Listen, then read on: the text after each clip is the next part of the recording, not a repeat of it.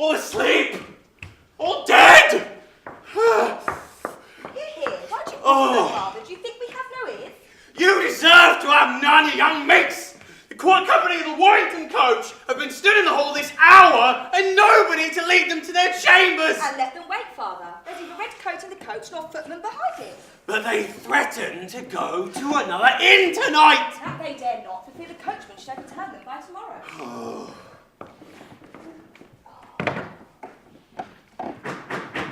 Come in, come in. Oh. Here's the London coach arrived.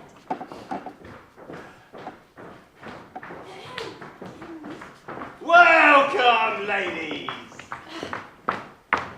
Very welcome, gentlemen. Chamberlain, show the line on the rows. This way. Set down the things, go to the stables, and see my horses well rubbed. I shall, sir. You're my landlord, I suppose? Yes, sir, I am old Will Boniface, very well known upon this road, as the saying is. Mr. Boniface, your servant. Oh, sir. What would your honour please to drink, as the saying is? I've heard your town of Lichfield, much to fame for its ale. I think I'll taste that. Oh, sir, I'll show you such ale. Here, Tapster! Brooch number 1706, as the saying is. Sir, you shall taste my Anno Domini. 'Tis smooth as oil, sweet as milk, clear as amber, and strong as brandy. And now, sir, you shall see. You're very exact, I find in the age of your ale. As punctual, sir, as I am the age of my children. Bottoms up. Oh. Delicious! Delicious. Fancy it Burgundy. Only fancy it, and 'tis worth 10 shillings a quart. Oh. 'Tis confounded strong. Strong? It must be so, sir, or how should we be strong that drink it? And have you lived so long upon this ale, landlord? My Lady Bountiful said so. Lady Bountiful, you mentioned? Yes, sir, my Lady Bountiful is one of the best of women. Her last husband, Sir Charles Bountiful, left her worth £1,000 per year. And I have it on good authority that she lays out one half of it in charitable uses for the good of her neighbours. She cures rheumatisms, ruptures, and broken shins in men, chin cough, chilblains, and the king's evil in children, and obstructions, green sickness, and fits of the mother in women. In short, sir, she has cured more people in and about the town of Lichfield within 10 years than the doctors have killed in 20. And that is a bold word. And has the lady been any other way useful in her generation? Yes, sir, she has a daughter by Sir Charles, the finest woman in all our country, and the greatest fortune. She has a son, too, by her first husband, Squire Sullen. If you please, sir, we'll drink his health. And what sort of a man is he? Why, sir, he's a sportsman. He plays at whist and smokes his pipe 8 and 20 hours together sometimes. He has it there, you mean? Yeah, he wants it there, sir. That's none of my business. Mr. Boniface, what other company have you in town? Why, we have Power, the fine ladies, and then there's the French officers. That's right. You have a good many of those, gentlemen. One of them lodges in my house. Landlord, there are some French people below that ask you. I'll wait on them. Does your master stay long in town, as the saying is? I can't tell, as the saying is. Come from London? No. Going to London, I have. No. An odd fellow, this. Begging your pardon, sir. I'll wait on you in half a minute.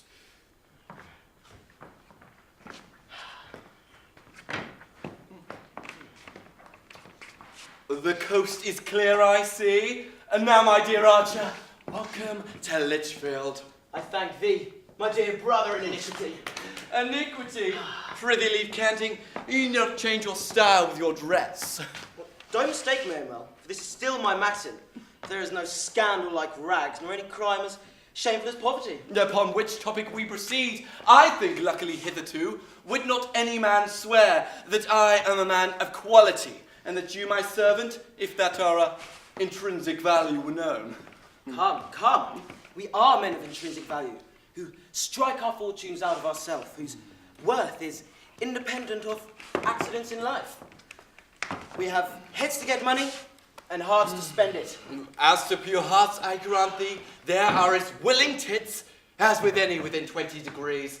But I can have no great opinion of our heads from the service they have done us, unless it be they brought us from London hither to Lichfield, made me a lord, and you my servant.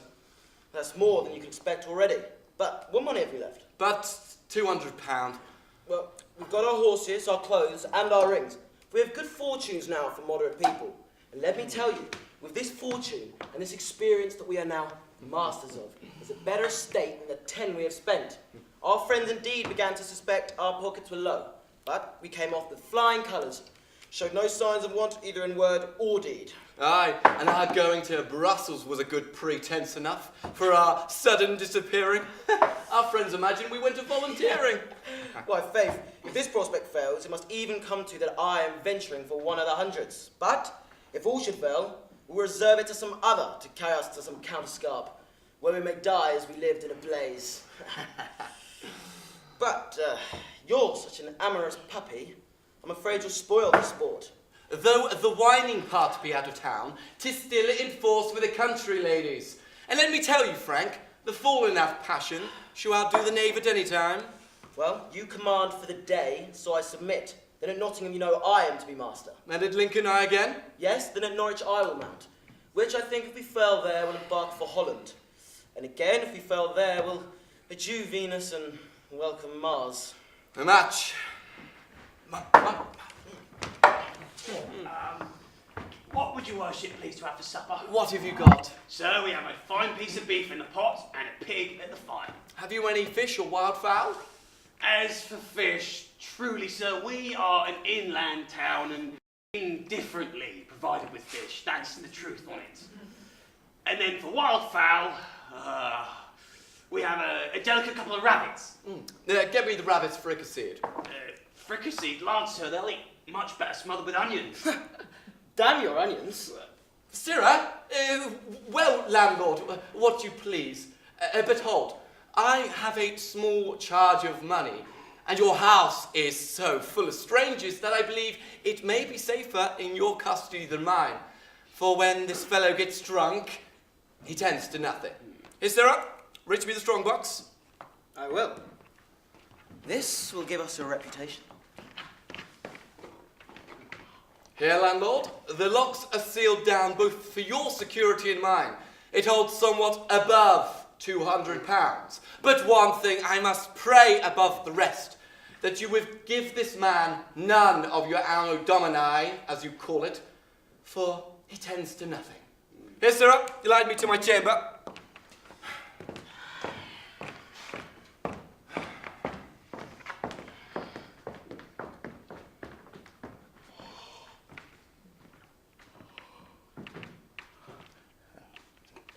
Cherry! Daughter Cherry! Do you call, Father? Yes, child. You must lay by this box for the gentleman. 'Tis full of money. Money? All that money? Why, it's your father. The gentleman comes to be a chosen parliament man. Who is he? I don't know what to make of him. He talks of keeping his horses always saddled and of leaving at perhaps a minute's notice, or of staying until the best part of this be spent. I 10 to 1, Father. He sounds like a highwayman. A highwayman! Upon my life, girl, you have hit it. And this box is some new purchased booty. Will we find him out? The money or ours? They don't belong to our gang. What horses have they? His master rides upon a black. A black!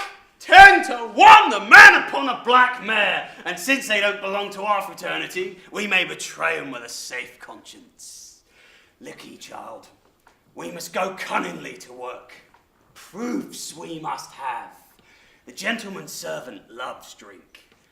I'll ply him that way, and 10 to 1 loves a wench. You must ply him t'other way. Eh? Father, would you have me share my secret for his? Consider, child, there's £200 to boot. Come in. Child, mind your business. What a rogue is my father. My father, I deny it. My mother was a good, generous, free-hearted woman, and I can't tell how far her good nature might have extended for the good of her children. But this landlord of mine, as I feel I can call him no more, would betray his guests and debauch his daughter into a bargain, by a footman too. What for?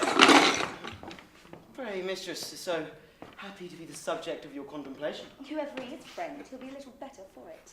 Oh, I hope so. For I'm sure you did not think of me. Suppose I have. Why then you're but even with me. For the minute I came in, I was considering in what manner I should make love to you. Not to me, friend. Yes, child. Child, manners. If you kept at a more distance, friend, it'd become you much better. Distance. Good night, sauce books. Sir, pray, sir, I have the credit of being trusted in your master's fortune, which puts me a degree above his footman. I hope you ain't affronted. Let me look you full in the face and I'll tell you whether I'm affronted or no. Death, child. You have a pair of delicate eyes and you don't know what to do with them.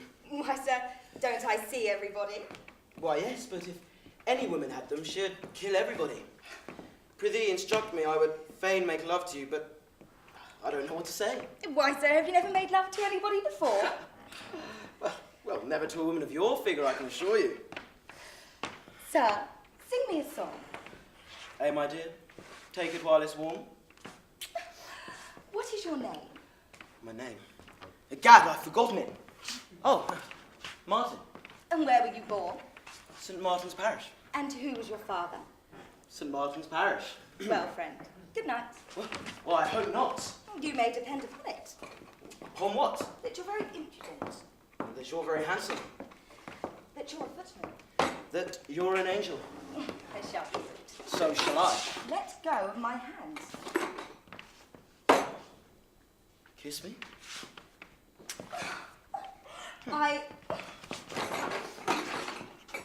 My father, please. Follow me one step if you dare. You bloody devil.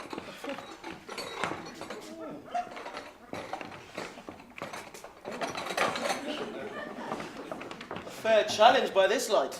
This is a pretty fair opening to our adventure. But we are at knight's errand, so let fortune be our guide.